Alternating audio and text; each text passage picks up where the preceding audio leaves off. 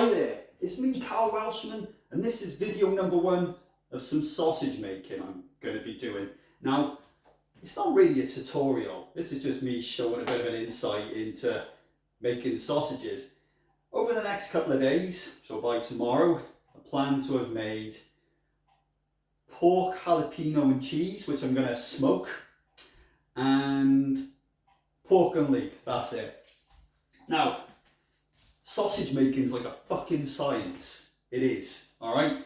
No messing around. It's not something you can just go, I fancy making some sausages, I'm going to make them. There's a lot of prep work and there's a lot of stuff that you've got to think about. So, on my computer here, I did like a little breakdown of what needs to be done prior. Now, sausage making, when it comes to the tools that you're using and the meat that you're handling, is all about everything being ice cold. Everything has to be cold. The reason for this, and it sounds a bit gross, but you might know this yourself if you're handling the meats. A little spray from my face there. If you're dealing with meat, right, and you're trying to push it through a grinder, what will happen is it starts to smear. The fat starts to smear. You don't really want that. So everything has to be ice cold, including parts of your grinding machine. So at the moment,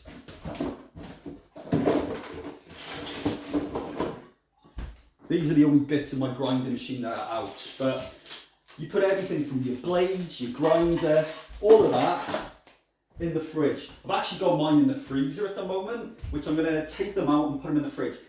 If they're too cold, the meat and things will start to stick and it fucks up. So I've got my bits and pieces in the fridge freezer right now. Liquid. When I make sausages, I use rusk. And the reason I put the rusk in there is it gives it a nicer bit of a chew, nicer bite. The liquids, because you're going to put liquid in there. You put liquid into sausages anyway, okay? You can put anything in there. So if you're making a pork and apple, you can put some cider in there, you can put beer. I've made beef and Guinness, you know, those sorts of things. The good thing about using the rusk, that sucks in your juices. I made a chicken sausage as well, chicken curry sausage, and what I actually did was, my liquid was chicken stock. So we had chicken stock in amongst the rusk, mixed in then with the chicken meat that I used. So I use a bit of rusk. The water that I'm going to be putting in that rusk, the liquid, has to be cold.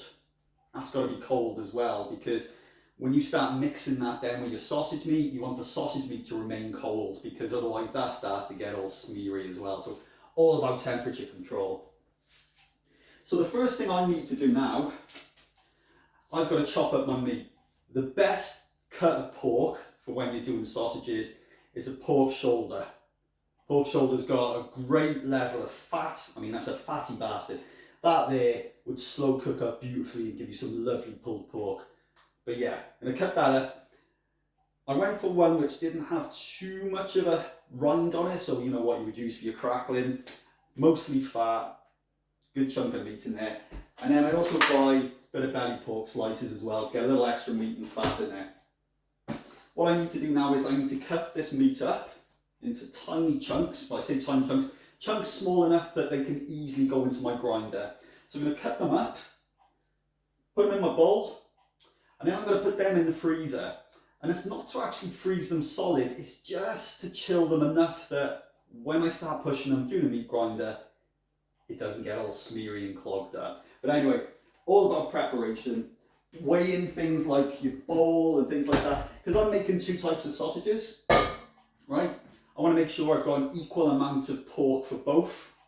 That means I'll also need to have the same amount of rusk. So what I'll do is I'll work out total amount of meat weight. I go for 10% rusk, and then what I'll do is I'll split that up then when it comes to mixing in the spices.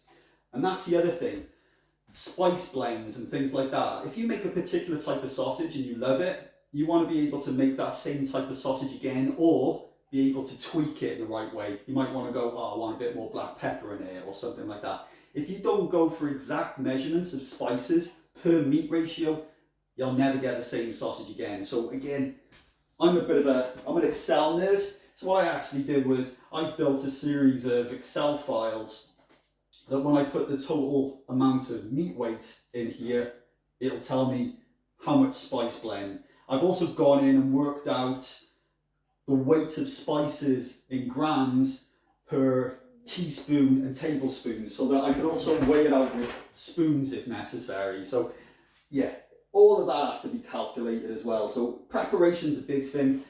Tomorrow I'm going to be making the sausages and putting them into the cases, putting them into the sausage skins. So tomorrow I'll need to soak the sausage skins, all that malarkey, but that's going to be a later video. So that's the end of video 1. All about preparation, okay, making sure your bits and pieces are cool. The meat grinder I use is literally called meat grinder. I think it is a type. I don't know, it's a red one. It's off Amazon. You can actually put sausages, like make sausages using that. It has got a nozzle to push sausages through. I did use it for a bit, but it was quite tricky. I needed someone to help me. So I was very lucky enough to get a sausage stuffer at the end of last year, which is what I'm going to use to push the meat through. But yeah, got my meat grinder. I've got a sharp knife. I've sharpened my knife ready to rock this morning. Going to start hacking the meat. Have fun, okay?